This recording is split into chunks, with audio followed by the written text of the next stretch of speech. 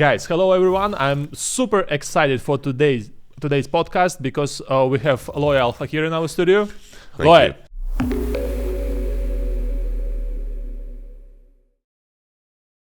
One of my favorite characters. Thanks, buddy. Even though you're not so active on the social media, but whenever we meet and whenever I have a chance to interact with you, it's always very insightful, and you are. And your legacy in the Provident is definitely an inspiration for the industry. Appreciate it. And before we start with you, I want to tell one story about our relationship with Loai, which I think is quite funny. The thing is that in 2011, I approached Loai even before I was a real estate agent. And back then I had a startup. Yeah, I remember it well. In my mind, and somebody told me, hey, go speak with this guy. He's very smart, he has funds, and maybe he will invest in your startup. Unfortunately, it didn't work, but it was actually my first interaction with the real estate industry in Dubai. Because I was sitting in his office, he was smoking a cigar. Yeah, maybe. And I remember very well, like the agents were coming in and out to your office and were saying something. Somebody was complaining, somebody was saying something good. And I remember you were saying, hey, take a look at some girl, like she just sold several floors, so stop nagging. Yeah. I was thinking, wow, that's an interesting company, interesting place to be. And as I told you after several years, that the only regret that I had from that meeting is that you didn't tell me, like, Dennis, it's a very interesting startup. Startup was related to the nightclubs in Dubai. Yeah. It's a very interesting startup, but put it aside, make money in the real estate, and you will be able to fund it yourself. After several months, I decided to join real estate, and I realized, I can actually make money in the real estate and fund my startup. But then I realized that the real estate is a very interesting industry to stay. Welcome once again, Loai, to our studio. And the Provident, has a very big legacy on our market. Appreciate it. And unfortunately, not so many people know your story. Yeah. How did you end up in Dubai? I just wanted to say, I wish I had told you join me at that time. I wish as well. I lost time. That was my regret. I lost so much time, and I was angry after some time. Like, wow, why I didn't Okay, I joined the real estate and I closed my first deal quite soon, and my it was rental in 2 weeks, and the sale it was in 1 month, and I was like, why I didn't join earlier? I know, but man, I remember one thing. You had a good business plan. Do you get what I mean? Even back then, you were prepared, proper business plan and everything. So it was quite a surprising and refreshing outlook from even back in 2011. So well done to you also. Thank you. Appreciate it. So, yeah. Yeah. So how did you end up in Dubai? So I came into Dubai in 2005 after finishing university in the UK. My uncle had called me after graduating. I went back to Cyprus working for my father in the family business. And then my uncle called me. He's like, how about you come to Saudi Arabia and work with me? And I'm like, Saudi Arabia at that time, I was like, I'm not that keen. He's like, we have an office in Dubai. How about you go check it out? I'm like, Dubai? At that time, still, Dubai wasn't very popular, but I've heard about it, that it's booming and a lot of things have been going on over there. And I'm like, you know what? It was Dubai, Abu Dhabi. Why not? Let me go and see it. So I went to Cyprus for a couple of months, packed my bags, came to Dubai, and I remember I landed and I drove on Sheikh Zayed Road, and just seeing the buildings and the towers. Actually, like, if you compare it from now and back then, half of them didn't exist, but still back then in 2005, it was so impressive. Even though I lived in London, and I'm like, wow, there's something going on here that I think may change the dynamics of the world and whatever is going on. So I worked temporarily for that company, but it wasn't my forte. Was lighting, supply, and construction materials and all of this. And I had studied business management and marketing. And I really wanted to get into marketing. So I was submitting my CV to all the big marketing agencies like Team Young and Rubicon and all of these. And I would submit and no one would hire me because I had no experience. But that's what I was determined to do. And I ended up sending my CV to a company called Cacti Media. I thought it was a media company. Ended up being a web development company. The guy called me up for an interview, Syrian, Brazilian guy. I met him. Very charming guy, very smart, intelligent, only a couple of years older than me, running his company for a couple of years, had been doing websites for Dubai Holding, T-Com. So he was like, a good agency, but web development, not advertising or marketing what I wanted. But I was like, I'm not getting a job in marketing. I'm not getting a job in an advertising agency. Why not start in Cacti Media and get some experience? And to be honest, the guy I worked for was Mazen Ilyas, and he's been one of my, role models and mentors because he showed me the way of entrepreneurship. At the same time, he handheld me, took me on meetings, taught me how to sell because I was a salesman to get people to do the websites. At that same time, after like 8 months, he was setting up with his fiance a company called PRV2. PRV2 ended up being the sales and marketing exclusive arm for a developer called Abiyar, which is Acacia Avenues. I don't know if you know Acacia Avenues. Yeah. Mm-hmm. So that's actually opposite my old office. So I worked over there and I was one of the top sellers. And at that time, because of Mazen, that he inspired me to be an entrepreneur, and my father also had his own business, I always felt like I'm going to set up my own business at one point or another. And I had my colleague, which his name was Gabor. I spoke to him, bought a domain name, spoke to Mazen. I told him I want to do my own thing. He was like, quite fine with it and supportive of it. So I had left in middle of 2008. And I think I got the license in 16 of August of 2008. And September, the market crashed. Yeah. And that's how my story began in real estate, with Provident. Now knowing that you had a background in the marketing, I understand that this foundation maybe is the best for the company owner of the real estate. Absolutely. And I've seen quite several cases when somebody was doing the marketing, was helping developers do the marketing, the real estate agencies, and then like, oh, wait a second, no, they're doing it wrong. I believe that with this amount of leads, I will be able to do it better. So August 2008, September, a big crisis happened. Like, why you didn't close the company? I mean, look, a lot of companies were closing, but my overheads, I'll be honest, was very small. A lot of companies that existed back then shut down because they had huge overheads. And back then, the marketing was completely different. We had like Golf News. We had some section called the Freehold. It was that thick. And then we have the Off-Plan Guide. It was another magazine. So it was usually mostly in print media or stands in different malls or different places. So marketing wasn't really digital back then. When I'm talking about 2007 and 8, it was completely different market. Property Finder had a different name. Beirut didn't exist. There was a portal called Alinea. Barely probably had any traffic. So the dynamics was different. But in 2008, I felt there was a shift. No one was advertising in print media because the market obviously started slowing down drastically. So I started building websites. It was the start of the digital age. So I had a website, JLT Dubai.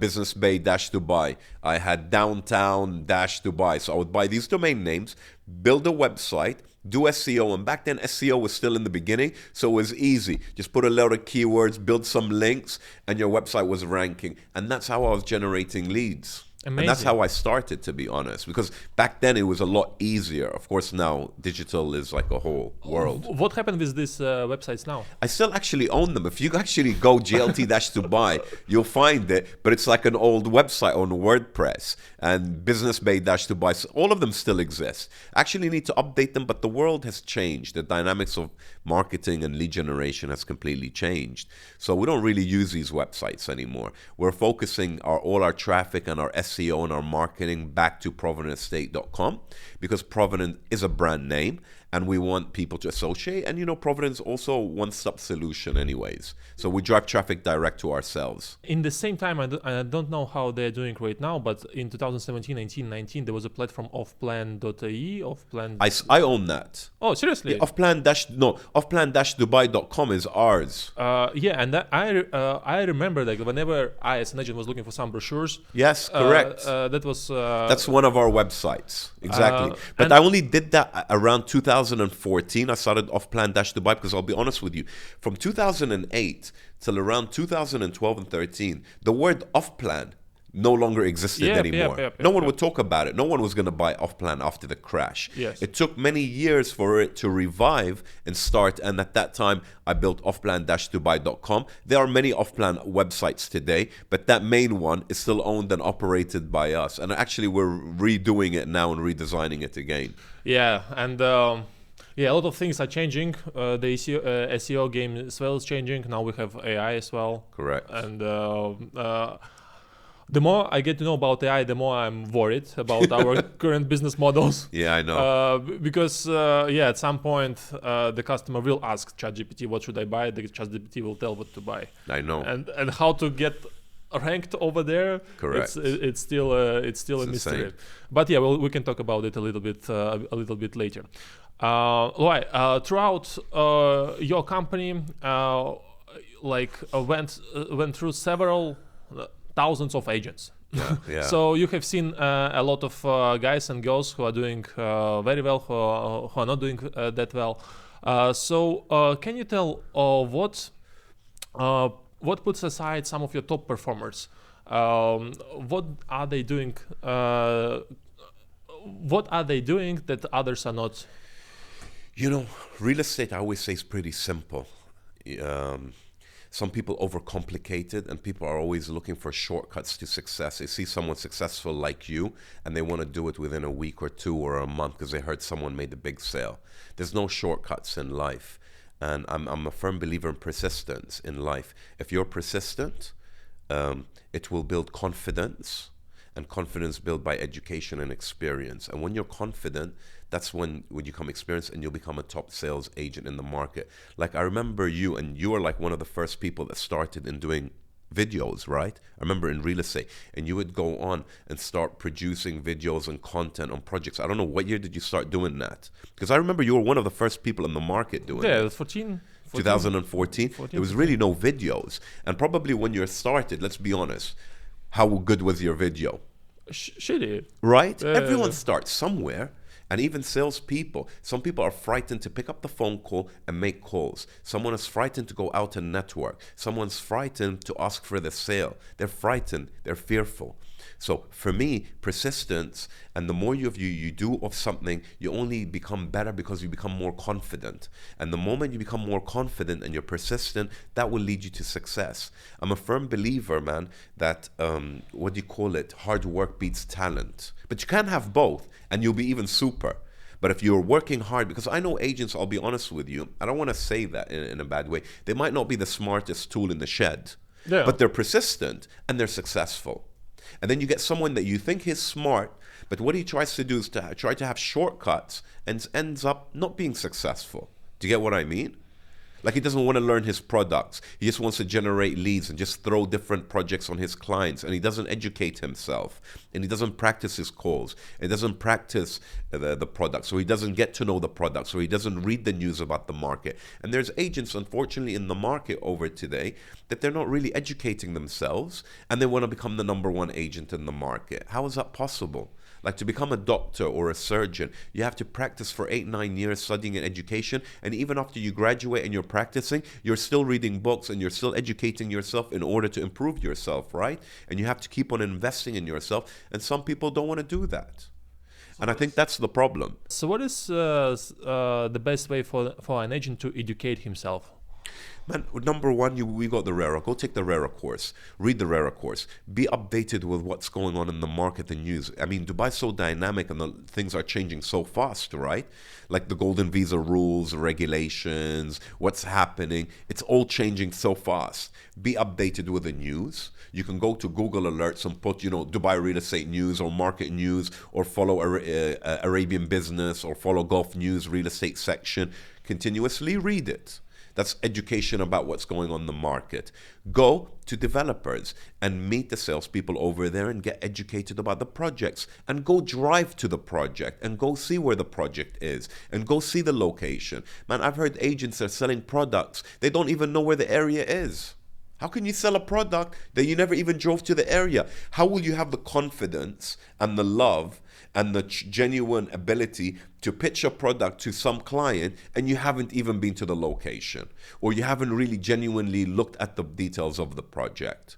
You need to educate yourself, and I think that's the problem, because Dubai has grown so fast and so many people have joined the industry. Unfortunately, there's people that are like cowboys. They just want to sell the product because they think it's easy. They don't go into the depth and the details of the projects. Get to know the master communities. Get to know the developers. What's the history of this developer? About Emar, about the Mac, about Shoba. Get to know why they're differentiated and how do they build and what's different between the two. Well, what will you advise to an agent who is working for 3-6 months? Yeah. He knows everything very well, but for by some reason it's not working for him. That's fine.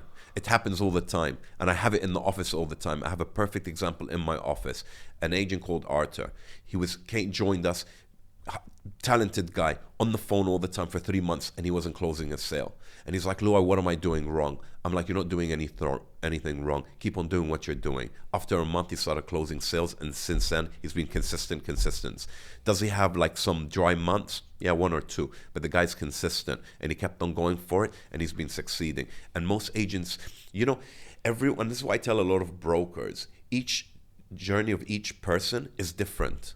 I have an agent that joined me within 1 week, they made like 20 million value of sales. In 1 week. And then I have an agent that took him 6 months. Don't compare yourself to other agents.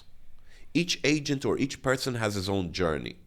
You don't know what contacts this person had before. You don't know what he went through before. So kind of don't be too harsh and judgmental on yourself. As long as you're persistent and you're doing the job, you will succeed at a point or another. And I'm a firm believer in that. And some people's journey, it takes longer. Man, let's not go too far. Even on me, I've been doing this, I've had Providence since 2008. I've had my ups and downs. I looked at my competitors and I'm like, maybe they're beating me. What do? I go back and I reflect on myself and I go, what can I do better? What can I take from them to improve myself? And what can I do differently than them? Because I don't want to replicate them. I want to be also a pioneer. But let me learn from them also. And that's what agents need to do. They need to learn from each other and figure out who they are. And I see a lot of people, even on social media, a lot of agents are trying to imitate other agents. I'm like, no, go find and discover yourself and do your own content. Do it in your own way. Well, just out of curiosity, what kind of regrets do you have from back in the days that you wish you would do something differently as the company owner? I don't like the word regrets anymore because all these regrets, let's call them failures, and failures is okay. Yeah. And people, always say, if I failed too much. No, the more you fail, the more closer you are to success. Right? You need to fail. If you're not failing enough, you're not being successful, or you're not succeeding, or you're not on your journey of success. So do I have regrets? No, there were experiences. I have no regrets when it comes to business. Could have I done things better? 100%. May I share something from Please my go perspective? ahead. Yeah. From my perspective, Yeah. What kind of failures/regrets I have. So you said that yes, I was one of the first one who started doing the videos. Yeah, and it was working for me very well. And one of the regret that I have that I didn't inject more money in paid advertising. Yeah, because back in the days it was so cheap. Yeah. And I was just thinking, I have enough. I'm quite busy with the leads that I'm having right now, but I could easily scale it by hiring more assistants back in the days, because I had one. I was doing some deals, and whenever I felt that I need more leads, I was injecting some money. But now I realize, like, I wish somebody could tell me, Dennis, hey, you're missing a chance. Invest more. Well, maybe even right now we're missing the chance. Maybe in few years the lead cost will be even higher. But still, this is something that I understand that I made as an agent a mistake. Maybe you as a company owner, maybe right now you realize that you had to hire more people, or maybe to keep the team smaller. To go through. I mean, look, there are these kind of things, decisions, and not regrets. Again, maybe mistakes I've done, but I'm okay with them. And I'm a type of person that I don't like to look back. I'm a firm believer. Like a horse, you put the blinder so they can run fast and straight. And if I'm going to go back and look back at every mistake and I did regret it, I'm not going to be able to move forward. I just look straight. Yeah, I learned from it and I improve it and I'll do it better next time. And it gave me better experience to take better decisions. And I'm sure now, because of that mistake, now if anything is going through, you're like, maybe with your business, you're like, I should spend more now or do this more. I don't want to make the same mistake I did before. Do you get what I mean? So it's okay, I guess. Provident has an exposure on the secondary market and the off-plan, in the rentals, in property management. Where do you think an agent should join right now? Should he go to the secondary market or to the off-plan market? Again, it's a decision of the agent, yeah? I usually look at their characteristics. To be a secondary agent, I'll be honest with you, takes longer to do probably your first deal because you got to get the listings, get the listing listed on the portals, then get the leads, and then do viewings and meetings in order to conduct a deal. So the journey is sometimes a bit longer. With off-plan, you got to go, learn the product, learn the process, and advertise it, get a lead, and pitch it. And call a lot. It's a numbers game off-plan. And I say off-plan, like, I don't mean to be harsh, but off-plan is more of, I look at people, yes, you're real estate people, but you're actually marketing people or you're investment advisors. As investment/marketing, that's what you are.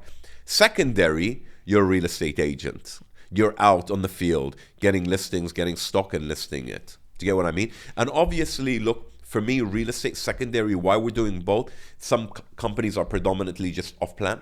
Some companies are just secondary. I believe you got to do both. Why? Because secondary, and I've experienced it, I told you in 2008 onwards till 2013 or whatever, off-plan died and they revived at that time. And at one point, the city is going to grow. Everything's going to be finished and developed. What is it? It's going to be secondary, right? Or more likely, you might be selling off-plan somewhere else around the world, or there's a few projects, right? So predominantly, it's a secondary market. And this is where I feel, if you want to be in real estate and you want to be in the trenches, you got to be able to do both. And if you can do secondary, good for you. If you want to do off-plan, good for you. And how does it work in Provident? I, as an agent, I can do both, or I need to choose? Look, you can, but we are in separate offices. So Dubai Hills and Palm Jumeirah is a secondary office. Oh, congrats on Dubai Hills. You recently opened it, right? Appreciate it. Yeah, thank you so much. Very good location. Thanks, yeah. We love it over there. So the secondary is in Palm Jumeirah and Dubai Hills. Off-plan is predominantly in the Marina Plaza office. Why I separated them is the mentality of the agents. Because I saw that the off-plan agents sometimes close deals a lot faster and it's affecting the secondary agents and they want to jump onto the off-plan. So I said, you know what? Let's separate them. It requires different skills and different sets of behaviors and work that I don't want them to be in the same office. So we separated it. Coming back to it is... Wow, sorry, man. I got lost a bit over here. What I was trying to say. That's fine. I can say, but I can comment on this thing, by the way, about separating the teams. Yeah. Like I've witnessed it as well. That when the off-plan is booming, and the off-plan is booming when there are a lot of international buyers that are coming in. It's difficult for the secondary market team. They keep on seeing these numbers. Like, correct. Fuck, what is going on? But right now I can see the shift towards the secondary market. The guys over there start making more deals than the off-plan guys. Yeah, and higher tickets. I mean, predominantly now the buyers who are buying the luxury, they're looking for ready inventory, right? They're looking for, a villa mansion or a penthouse. They're looking for ready and not an off-plan. So even the high ticket things, secondary is selling a lot more right now. And the fact as well is that there are some interesting deals that are coming in.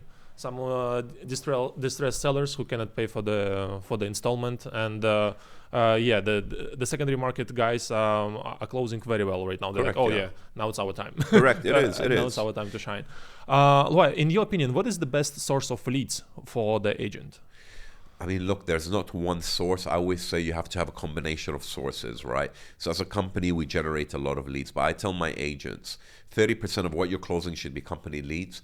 30% is your own network and whatever. And 30% is your own calling of previous clients and referrals and all of that. You got to mix it. You can't just go and have one source. Do you get what I mean?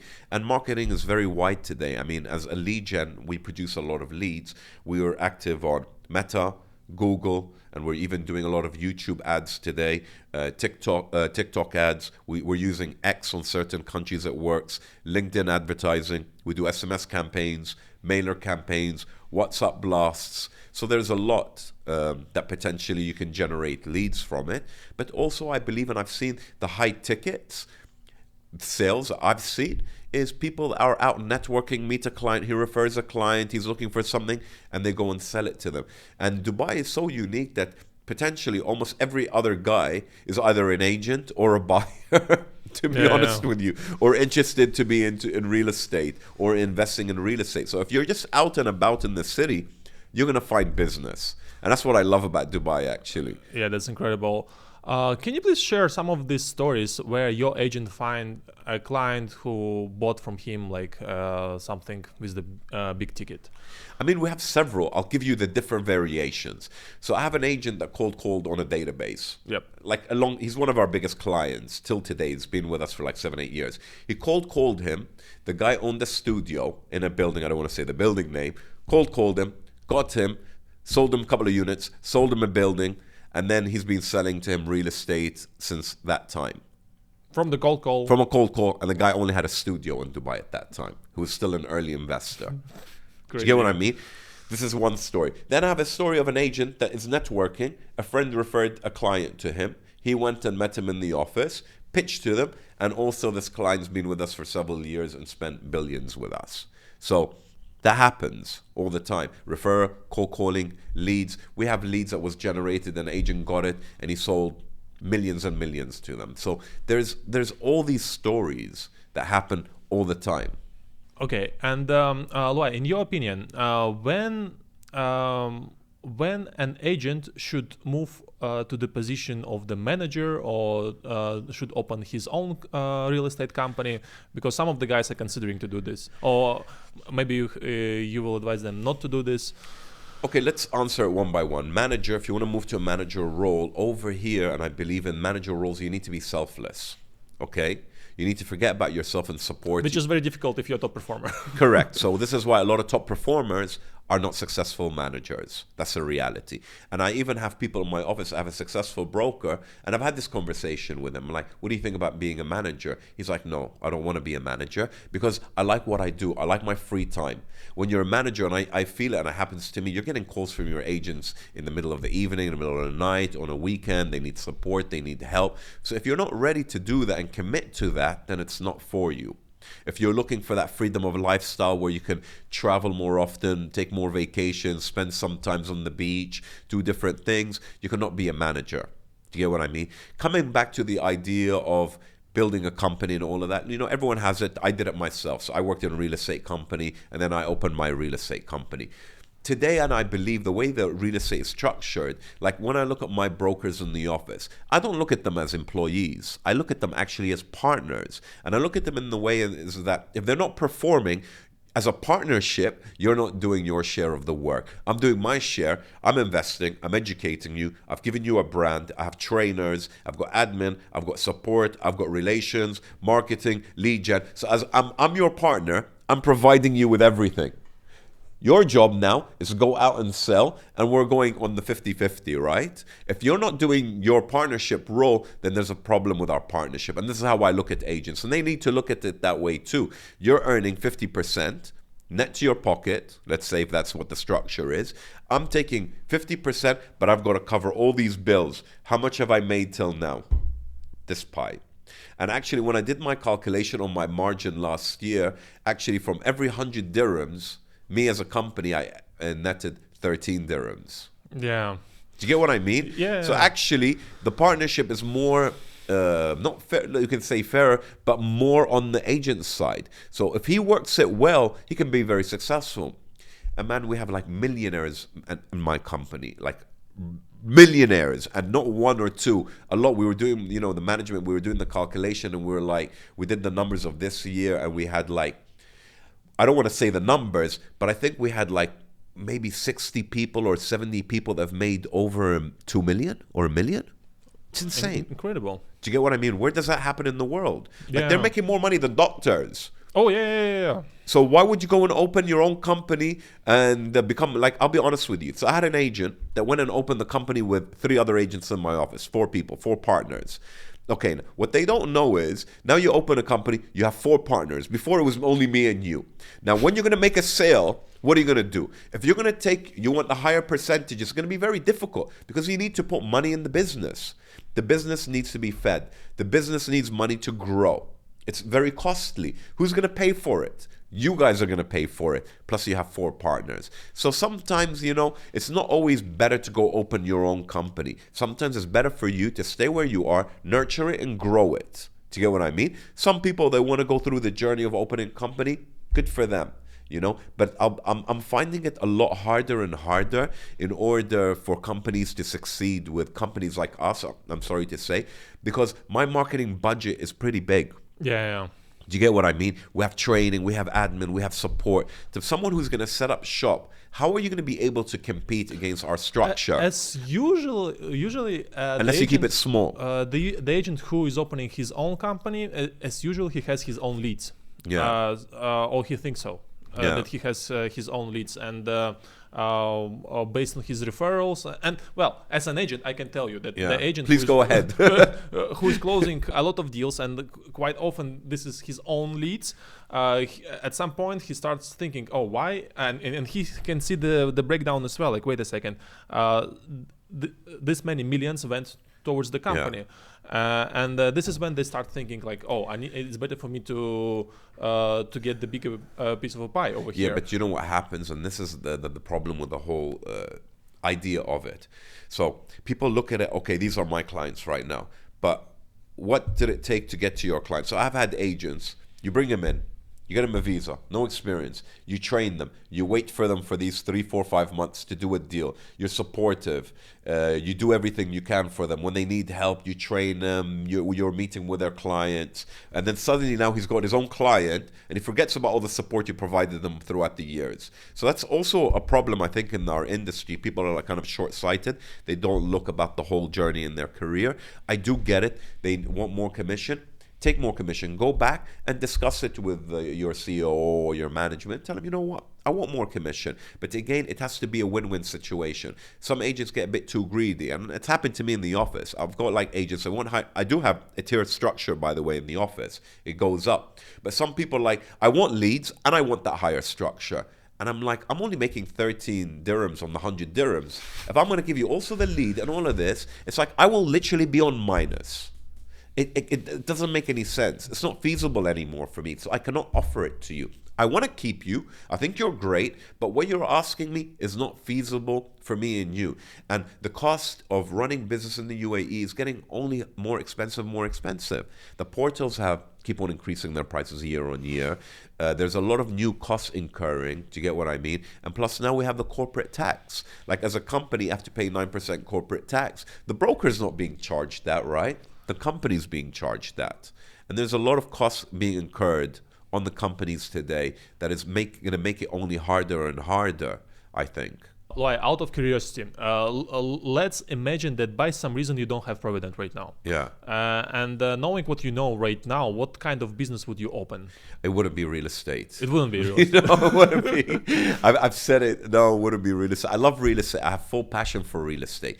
But real estate in Dubai is so fast, it's so dynamic, it's so competitive. I think real estate in Dubai is probably the most competitive real estate worldwide. I absolutely globally. Agree. And I think we have the most fiercest competition ever. You know, I've been in Miami a few weeks ago on a big conference over there, and I realized that we are ahead of them at least by 5 years. Yeah, absolutely. When they're talking about like the social media, what an agent should do, like, oh guys, we were talking about it like so many years ago, and the competition here is very tough, and the competition kind of help you to be more educated, to be on top of the game, and Dubai is the best place in this sense. Like I said, I love it. I wouldn't change anything, but if I had to do it again, it's very competitive. It takes a toll on your health. Do you get what I mean? So for me, like trying to grow the business and building the different programs and developing the different sides of the business has been really exhausting. So in general, I've reached to a point is if I had to do a business, it wouldn't have a lot of employees. Today we have like 450, including the brokers, because we have, the property management, the holiday homes, the brokers, the trainers, the marketing, the managers, the HR department, the training department. Then we have the engineers for snagging and inspection. Then we got the mortgage division So it's very, very big, and it's like quite exhausting running it all, to be honest. So I don't think, me personally, I would go in a business where you have a lot of employees. I'll do a small business that has very little employees, and I'll be very, very satisfied. But I'm glad I've done what I've done. I've enjoyed it. It's been great. We'll continue growing. We're going to continue kicking ass and hopefully being the best agency. That's my ultimate goal. I mean, we are in the top, but we'll be the only top agency, hopefully one day. Yeah, good luck with that. Loai, you mentioned that it kind of reflects on your health. Yeah. And you definitely have way more stress than I do, and Yeah. I felt it as well. Like Yeah. even by being an agent, by managing the clients, their expectations, something is not going through, and there is some pressure from the clients. How do you work with this stress? How do you reduce it? I mean, I'll tell you what I've done now. Usually when I get home, like after 8, my phone kind of goes on silent and it doesn't even ring. Because I would get home, I would have agents calling me, asking me questions, and I put that barrier. After 8 o'clock, I clear my mind, I don't think about work, and I don't talk about work. It just gives you that mental kind of, slow down. Also, weekends, I try to avoid thinking about work, because in the past, I would go home and work the whole day. Do you get what I mean? And even sometimes Saturdays, Sundays, I'll be working. I've reached to a point is you need a clear mind and a fresh mind to think clearly again. And sometimes I do go on vacations where I go off and I tell my people, please don't contact me while I'm on vacation. It's just a short vacation. So it clears my mind and I start seeing things differently. I'm just reading books. I'm doing something else, relaxing. And it opens my mind and it brings clarity into what you need to do next. And it's very important for everyone to do that, by the way. You need to kind of reset yourself to see things differently in a different light. In everything you do, not only work and life, I feel we all need that reset and clearance in order to see things in a better way. Yeah, and for the real estate agent or whoever works in the real estate, it's very difficult. They need it too. Because while we speak, it's keep on blinking. That's Messages. Why, you know, before we sat down, I put my phone on don't disturb, and I put it far away on purpose because I knew if I had it next to me like you were, you'll be like, what's this ring or what is going on? I need to look, and then your mind goes somewhere else. You need sometimes some clearance. Yeah. You mentioned vacation and books. Yeah, I love it. What are some of the recent books that you read that had a good impact on you? Man, I'm continuously reading books all the time. I mean, I like, to be honest, I read a lot of historical books, okay? And obviously a lot of business books. I mean, also economic books like Ray Dalio. I don't know if you've seen Ray Dalio's book. Yeah. The last book, I can't remember their names, but they were really great books about the structuring and strategy of businesses. I mean, I'll send it to you on WhatsApp when I get home. I'll take a picture of it, but it was quite good and entertaining. Talking about historical books, who's your favorite or one of your favorite historical personalities? Business-wise or historical-wise? Because I have a lot. You know, actually one of my dreams, I joke around with my friends, one of my dreams, I want to build a park and I want to call it Heroes Park.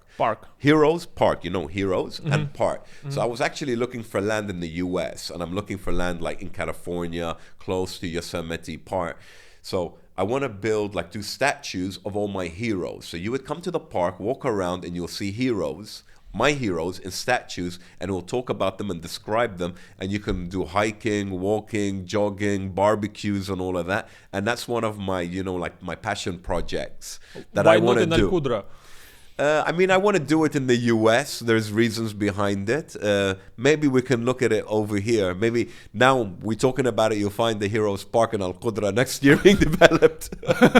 I wouldn't be surprised. Yeah, but still, are they some like? To my mind, like the guys who were running the countries, like Marcus Aurelius, Genghis Khan. Yeah, Marcus Aurelius, of course. I mean, I've been reading his books because you know he's the philosopher, the philosopher emperor, right? Yeah. So he's very interesting to read, and I've read his stuff. So he's one person that's interesting. I mean, when it comes to business people, I love Richard Branson. I can relate to Richard Branson. He's coming here, by the way. No, he's supposed to be on the summit next week, but he will not be in town. So business and lifestyle ways, I like him a lot. I watch Shark Tank a lot, by the way, the US. So I like Kevin O'Leary, for example, Mark Cuban, the way they think about the business kind of stuff. Historical figures, I have a lot of heroes. I mean, I love like how Alexander the Great, you know, did what he did, Che Guevara and all of that, these kind of historical figures and all of this. You know, one of the things that I want to teach my kids One of them is to be able to build relationship with people, to be open to new relationships, to approach somebody, to start talking, communicating, and the second one is to do what you know you need to do. Yeah. So sometimes you read the book and you get there some good insights and everything, but you are not doing the things that is mentioned in the books, and maybe you start paying attention to this only when you read the book second or third time. Yeah, I know, it's true. Do you have any systems that helps you to implement what you learned from the book, or from the podcast, or from any other sources? I mean, I don't know if I have a system, but what I do sometimes when I'm reading and I find something really interesting and I can relate to, I think about it. So this is why sometimes I read book. It takes me for a very long time to finish a book. So I sit down and I reflect on it and I think about it and I relate it to my life and my scenarios and what I can do also the future with it. And that's when I'm reading what I kind of do. And sometimes I make notes on the books and I do like a little, what do you call it? I bend the thing so I can come back to it one day again. Or sometimes even with a phone, if it's a nice quote, I'll take a picture of it of my phone and save it. But I just think about it. And even books, I'll be honest with you, sometimes I don't finish the books. I look at the chapters and the ones that matter to me and I find are important, I'll read these chapters. Because a lot of books, they keep on repeating themselves, I felt. Do you get what I mean? And sometimes like you're reading something, you've read it many, many times before. So I'll go for the chapters I find that are important to me when it comes to business books and I'll read it. Yeah. And that's what I do. And that's when you end up kind of being able to read more books, I think. And do you usually read like a paper book or a digital one? I did have a Kindle. I used to love the Kindle, but I enjoy the hard book. Pages, right? Looking and going through pages. I don't know. You feel you get more out of it. Somehow, yes. I don't know how it works, but right? Yeah, when you hold it in your hands, it's different. Even audible books. I mean, when I'm training or I'm in the gym or I'm doing something on the bicycle, I listen to the audible book, or even when I'm traveling. But the audible book, even when you listen to it, I feel it goes in and out very, very fast. Kind of, you don't really take too much of the content. Still, it's better than not to listen. Correct. But yeah, you know, I got a very interesting tip from one of the books, is that you can combine both Audible and to have a book in front of you. Some of the books I have both actually too. And you know, I was always thinking, who has this speed X3 in the Audible? Like, who can listen to the book that fast? But when you have a book in front of you, wow, you can go through it like really fast. Well, let's discuss AI. First question: did you already did you fire anybody because you started using AI already? It's difficult. I'll tell you something. We're using a lot of AI in the office for our marketing. I don't feel we fired anyone yet for it, but they're utilizing it a lot in the office, and we're utilizing it for our marketing a lot. Not only content creation, but we've created a system where a lot of our content, we just put, say, a blog, and it creates a lot of things for us. I don't want to talk about it because, you know, it's a secret source that we're developing in the office. But it's made the job a lot easier, faster, and better. We've created something that posts in all our medias from one place. Do you get what I mean? Yeah. And it saves a lot of time. And then even some of the stuff that we're doing, we're using AI. We're even, I think last time we met, I told you we've developed an AI that qualifies our leads. And still we've been testing it and developing and improving it. I was supposed to launch it last time we spoke, but we haven't because we're still doing a lot of back-end testings. And I know some company that approached me and I listened to it. They have an AI agent that speaks to you. It was quite impressive. Very impressive. Yeah. It's going very well. And now they create these avatars that looks incredibly well. And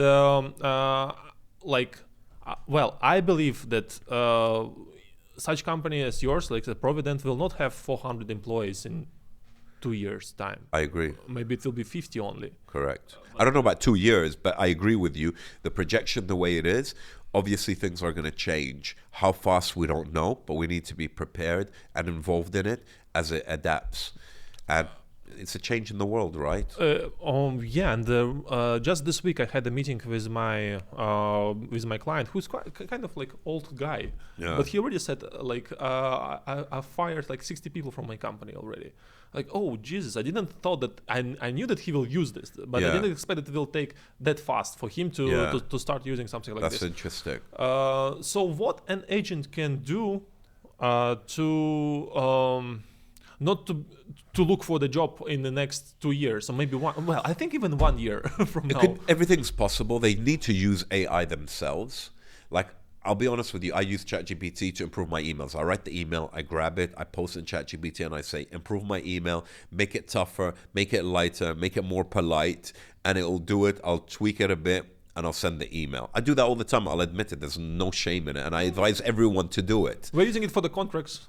Like in really, like somebody wants to partner with us, we put it over there. Like, hey, is it okay or not? Like, You can create anything. So yeah, the lawyers are kind of a little bit correct. Even lawyers. You're right. By the way, legal documents. If you go to ChatGPT and you tell them what type of legal document you want, it will probably create you a template of a legal document. So yes, it's changing the world.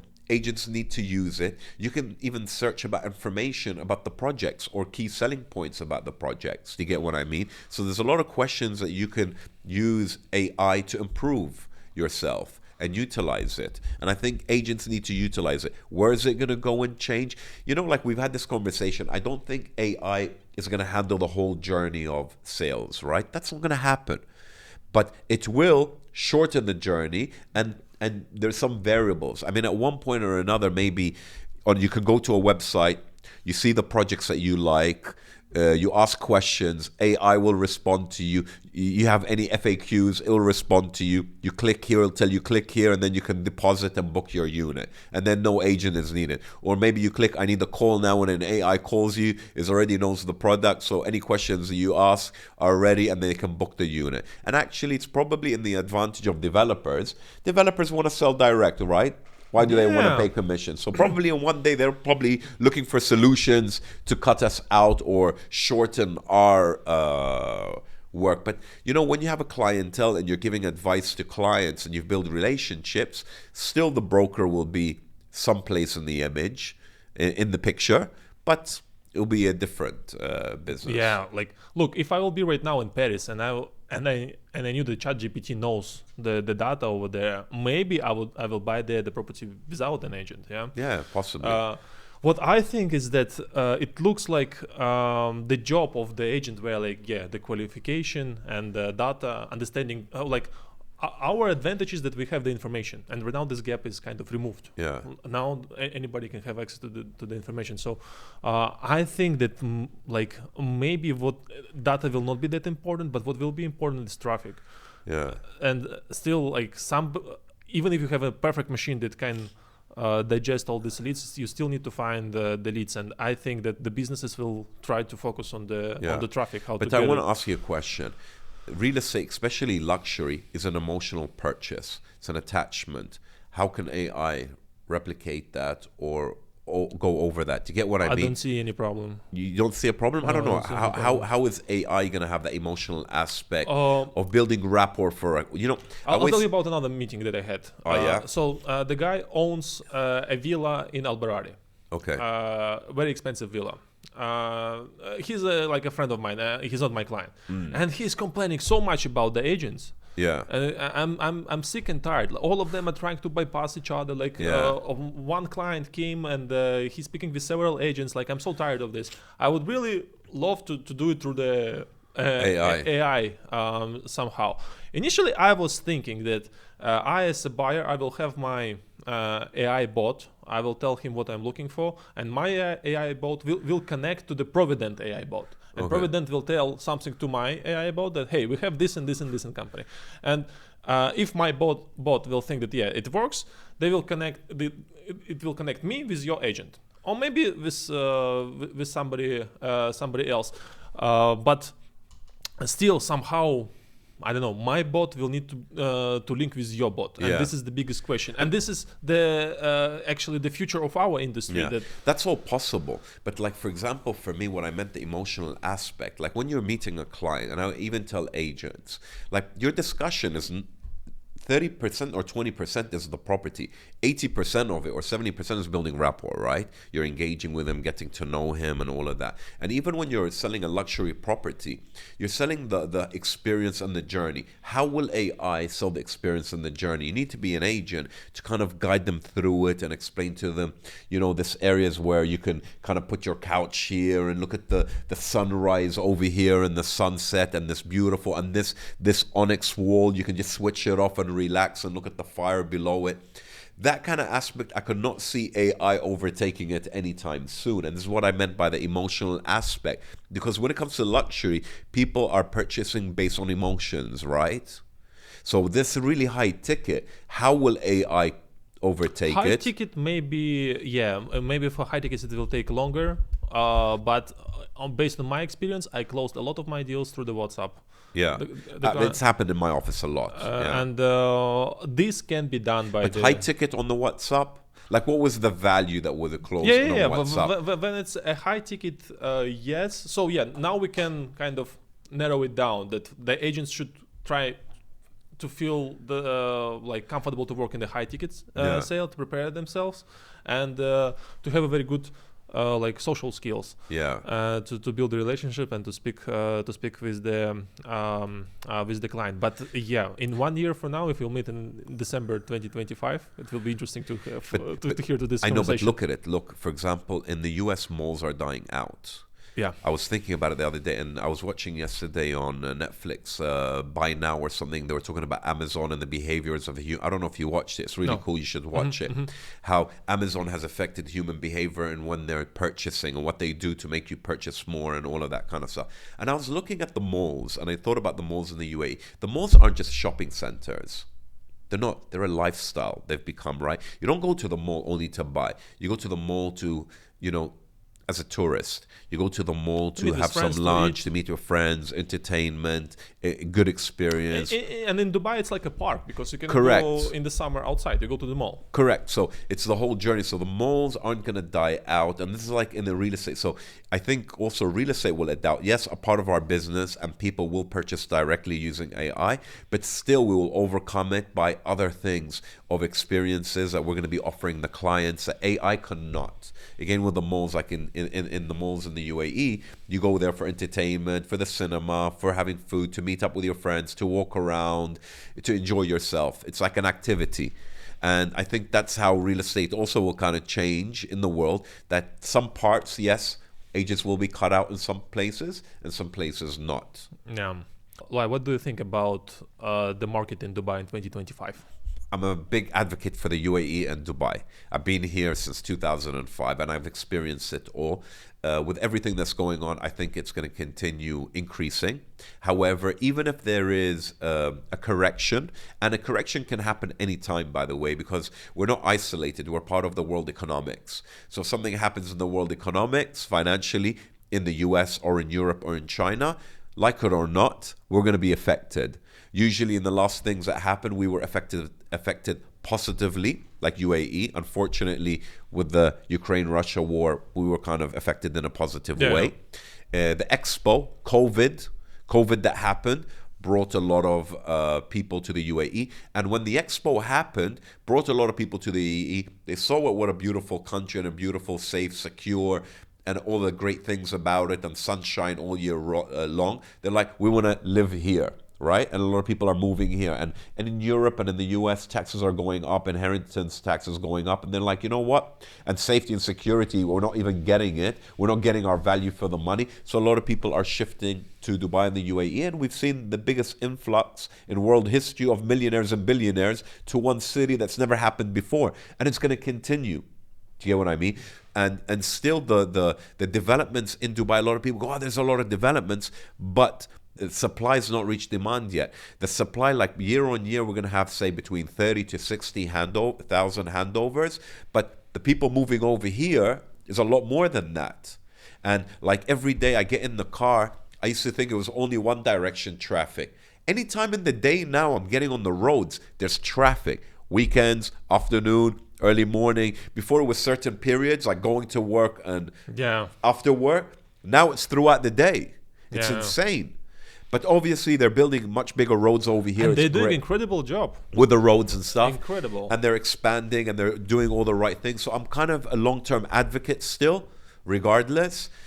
Could there be a correction? 10, 20, worst case scenario, 30% correction. It doesn't matter, because you have to think real estate is long-term and it will continue going up. And that's what matters. Yeah, and talking about the job of the Dubai government, like I went on a vacation, I came back, and now there are new flyovers all over the Al Khail Road. Correct. And it's actually billions of dirhams that they're investing. I'm very glad that they know how to use the tax money. Loai, we are wrapping up the podcast. In the end, I want to tell you, first of all, thank you for your support. Thank you so much. Personally, and support with the platform that you are providing.